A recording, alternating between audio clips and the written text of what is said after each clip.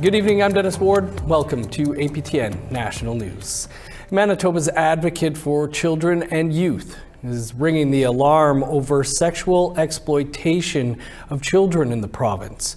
And the organization is asking the Manitoba government to take action now. A warning, some viewers may find the following content disturbing. Veronica Blackhawk has more.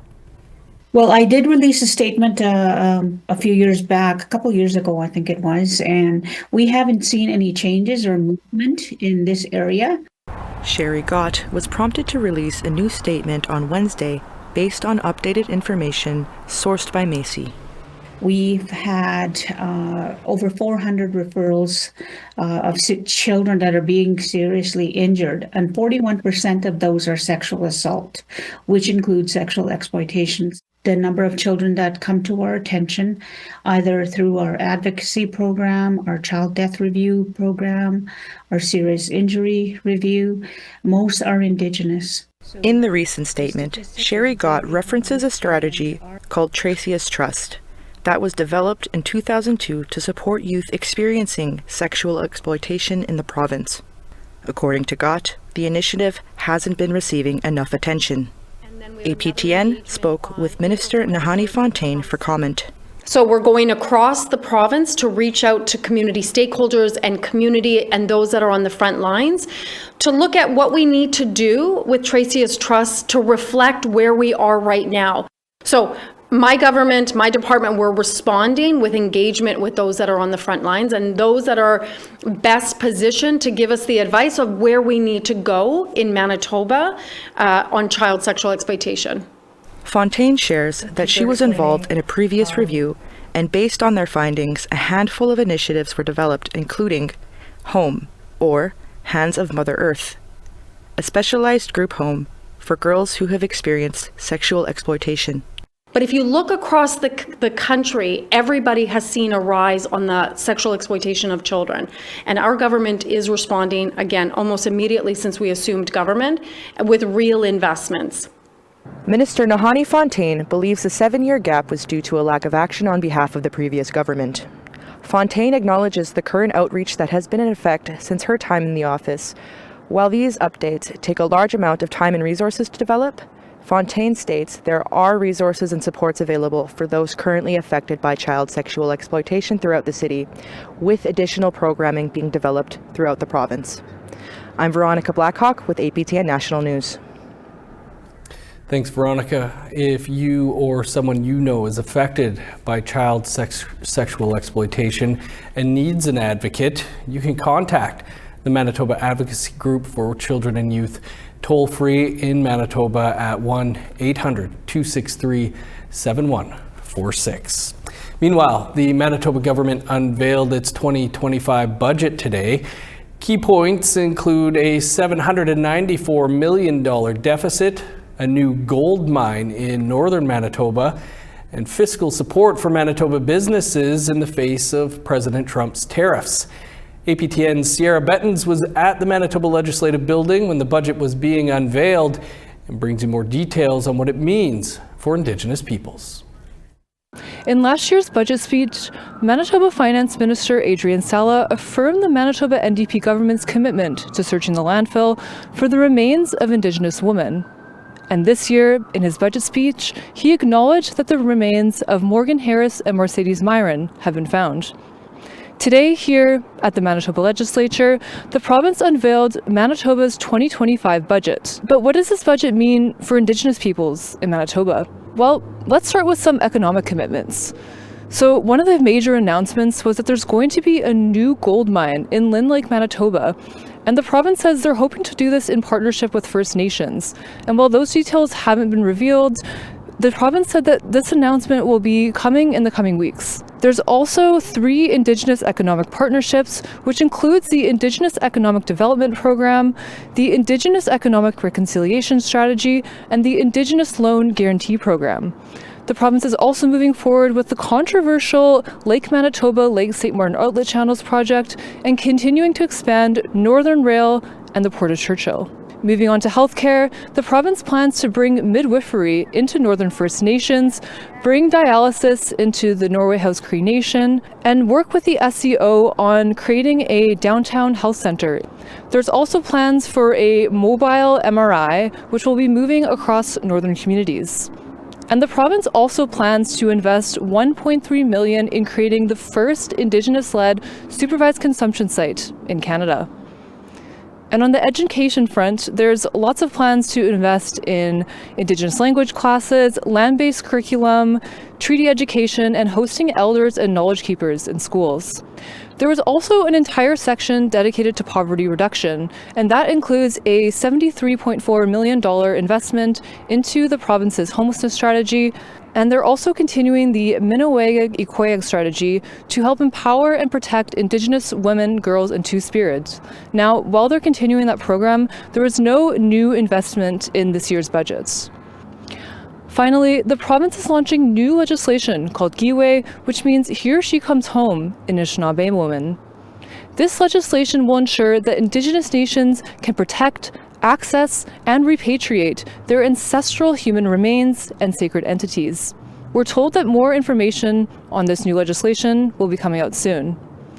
We'll be covering these commitments as they come out, and we'll have more on our newscast in the coming weeks.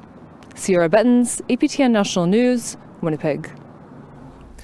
Thanks, Sierra. The city of Winnipeg has a new chief of police. Jean Bowers was sworn in earlier this week, following previous chief Danny Smyth's retirement last September after 8 years in the position. Sav Jonza has more on Bowers' leadership plans. Jean Bowers has been a member of the Winnipeg Police Services since 1989. He is now the 19th Chief of Police, the highest rank for the force. When talking to reporters at his swearing-in ceremony on Monday, he shared that reconciliation is top of mind. He plans to create an action circle where Indigenous community members will be consulted on issues and advised on improving police training. So it would be an Indigenous action circle that would sit with the chief. We would meet and discuss issues that they would like to see addressed. It also will help us with training. We do a lot of Indigenous training, but we can always improve what we're doing. So the Indigenous community will have a voice in, what does that training look like? In regards to the 2022 serial murders, Bowers would not say if he had a hand in the service's infamous refusal to search the Prairie Green landfill for the remains of 2 slain First Nations women. He asserts he will address the public after talking with the affected families. Bowers says WPS has never stopped trying to identify a third victim, who the Indigenous community calls Mushkade Bijaki Ikwe, or Buffalo Woman. We've been working hard to identify Buffalo Woman.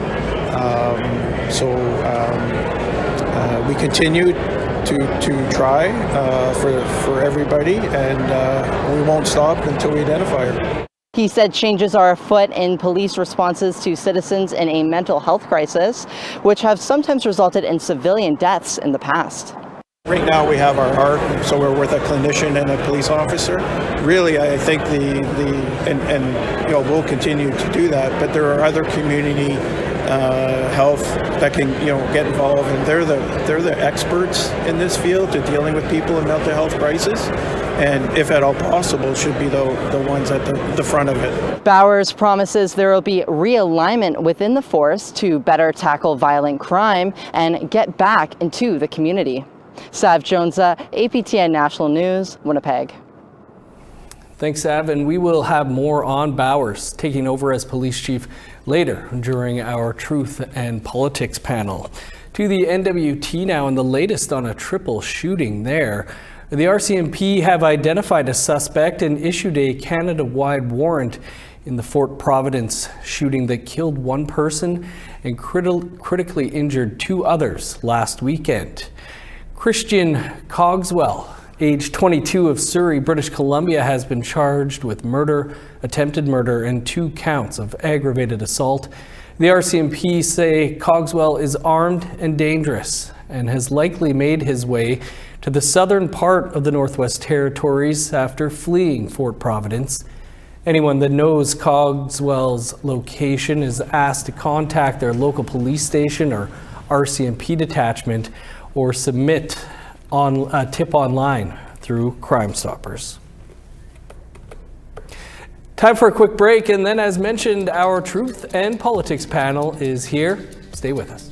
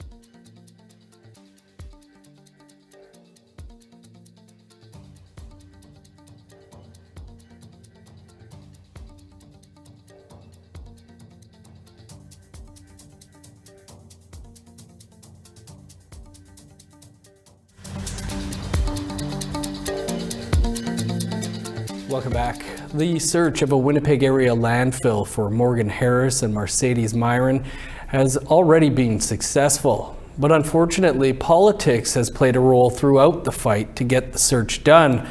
For more on that, our Truth and Politics panel is here. Jennifer Leywitz is CEO of Pasqua Harbor Strategies, and Nigon Sinclair is a columnist with the Winnipeg Free Press. Nigon, Jennifer, good to have you with us. A lot has happened since we were last together, including the discovery of the remains of both Morgan Harris and Mercedes Myron at the Prairie Green landfill north of Winnipeg. The search will also continue for now. Jennifer, your thoughts on all of this? You know, I think the news in the last little bit has been very sad, but also very eye-opening. Unfortunately, when we're talking about, you know, women, especially Indigenous women losing their lives, you have to walk this fine line of like, we want to talk about what their lives meant and the legacy that they're going to leave. But also there is that political aspect of like, look at everything that led up to this and the landfill search and the polarization of this search and, you know, the Manitoba Conservatives that campaigned against this. I'm actually just on the road leaving the provincial budget yesterday. That's why I'm in my car. And I had heard yesterday in the announcement that there was almost $1 million from the provincial government in Saskatchewan being allocated to missing and murdered Indigenous women response for Indigenous women, Two-Spirit people. And I thought this was a step in the right direction. I don't know exactly what the parameters of using that type of funding would be for, but it's nice to see that provincial governments are almost starting to wake up, especially here in Saskatchewan, seeing, what happened in Manitoba and seeing a provincial government response here that's going to look to try to offset what we're seeing and hopefully use that money in ways that make sense and can prevent things like this from happening. Yeah, Manitoba budget happening today. I understand there might be something like that as well. We'll get to later. Niigaan, the Winnipeg Police said it couldn't be done. The former Premier of Manitoba said it couldn't be done. And yet it has been done, and in rather short order. What does that say to you? Yeah, just under 3 months and under budget. The original budget was $20 million from the federal government, $20 million from the provincial government. It was originally projected to be upwards in $180 million to do a full search of the landfill. It just tells you that this was always feasible, this was always doable, and that people had to try. And one thing that Premier Canoe, who certainly, I don't think will say this is a political victory, because it is a tragedy. It is 100% about the families and about the loved ones of Morgan Harris and Mercedes Myron, and the fact that we're still looking for a Buffalo woman as we're continuing to look for her. This is not a political victory, but it is certainly a victory for the right, or the good, the correct thing to do in this particular situation, which is that there is a massive problem in Manitoba in terms of respecting Indigenous women and girls, treating them as human beings, seeing that they are worth searching for, like any other group, any other people would be searched for in this province. Jennifer, you'd mentioned that your chief had made mention of making changes to landfills themselves. Can you talk about that? Yeah, when I had posted about this on LinkedIn the other day, my Chief Sean Longman of George Gordon First Nation had commented essentially saying that there needs to be changes made to landfills because our First Nations women should not be able to be just dumped into landfills. And what worried me, and we actually had this conversation yesterday because he was present at the provincial budget, is when you saw the political piece of this entire search hit the media, and you saw a provincial party that wasn't government at the time saying over and over again, it's impossible, we're not even going to bother. What was that telling people outside of that, especially people that are, do things with evil intentions, and also the value of life that we're placing on our women? If you're essentially saying, well, if it's the landfill, it's off limits, we're never going to touch it, it's a lost cause. So what changes need to be made to landfills and people utilizing landfills and the records that are kept? Because there are landfills, that was even a conversation that happened yesterday about the municipal policies around landfills. Because if there are, RMs or municipalities that don't have as strict of rules around the use of landfills, this could essentially become a very scary territory when people start to recognize that it's essentially no man's land, and that we're going to have political parties that won't even attempt to search them because they're worried about the cost, or they're worried about how difficult it is. So I'm really glad that Premier Wab Canoe essentially took the lead on this as the Premier, especially from all the advocacy from the late Grand Chief Kathleen Merrick. And said, it is doable. And if anything, we're at least going to try. And Niigaan is absolutely correct. It was under budget and under the time frame that they initially thought it would take. So that shows that everyone's life is valuable, and we can't just let things like this slide. Niigaan, a new Winnipeg police chief was sworn in this week. He's been meeting with the Myron and Harris families. Does any of this lead you to believe the Winnipeg Police Service, who refused to search the landfill when the new chief was the deputy chief, no less, will do any better in the future? These are tough questions because we don't have any track record or evidence to point to say it's not hopeful, or there won't be any changes, or there will be any changes. I think opening up with conversations is good. I think that a new police chief should be listening twice as much before he speaks. I think a new police chief has a great deal of relationships to begin to rectify, recognize, rebuild, revitalize. There's A new police chief in Winnipeg isn't an easy job to do, but it's a job that is in so many ways quite simple.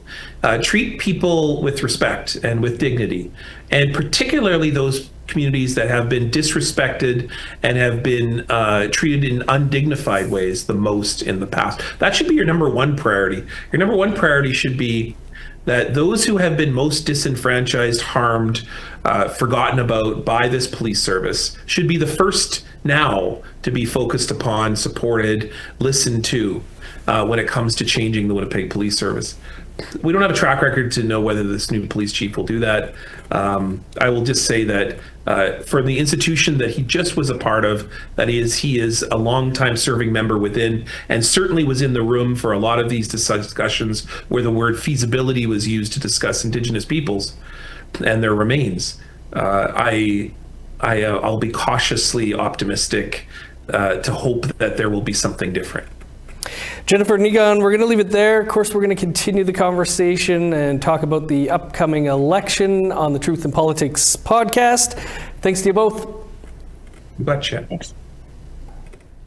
APTN Investigates is back this week with the start of a 3-part series on the strained relationship between Indigenous peoples and law enforcement. We've got a preview after the break.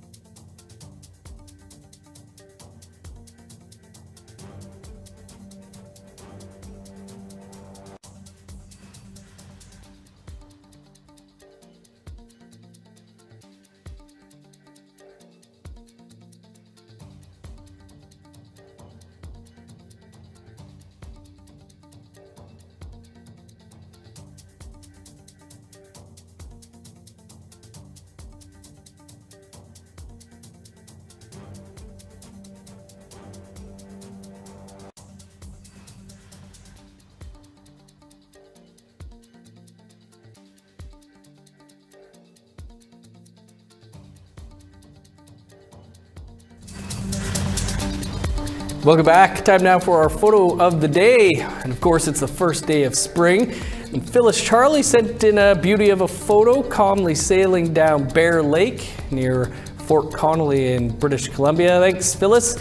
Could still likely walk on our rivers.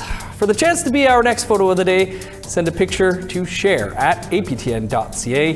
Let's take a look now at tomorrow's weather forecast. Starting on the East Coast, showers and +7 for Fredericton and Halifax. -12 with snow in Kuujjuaq, 0 and rain in Nain. 9 above in Montreal, 5 in Val-d'Or. +3 in Sault Ste. Marie, 4 in North Bay. -3 in Thunder Bay, flurries and 4 below in Sioux Lookout. -14 in God's Lake, 12 below in Norway House. -8 and sunny skies in Winnipeg. Sun's out and 11 below in Dauphin. -5 in Regina. Cloudy and 3 below in North Battleford. +1 in cloudy skies in Meadow Lake. Sunny and -9 in La Ronge. In northern Alberta, 0 for high level, +6 in Peace River. 5 above in Edmonton, showers, and 11 in Lethbridge and Medicine Hat. 10 in Vancouver, rain, and 11 in Kamloops. 8 in Prince George, 7 in Smithers. -12 in Old Crow, +1 in Whitehorse. -8 with snow in Yellowknife, flurries and 11 below in Norman Wells. Sunny and -19 in Sax Harbor, 18 below with snow in Pawlatuck. -21 in Chesterfield and Whale Cove. In the final months of 2024, 15 Indigenous people died in police custody or during interactions with police across the country. The wave of violence caused an outcry among Indigenous communities and renewed calls for a national inquiry into systemic racism in policing. In the first of a special 3-part series, APTN investigates the strained relationship between Indigenous peoples and law enforcement in Canada. Here's a preview.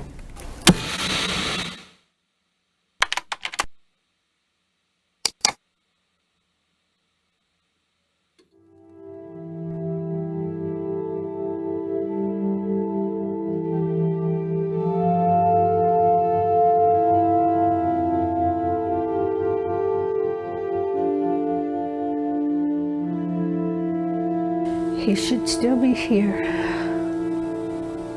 living his dreams, his goals. Because what they did to him wasn't okay. They shouldn't have done what they did to him. For John Wells, rodeo was a way of life. This is a picture of me and John. His mom, Edith Wells, is left fighting for justice while reeling from the loss of her son. One of the biggest things I miss about my son was his texting and calling.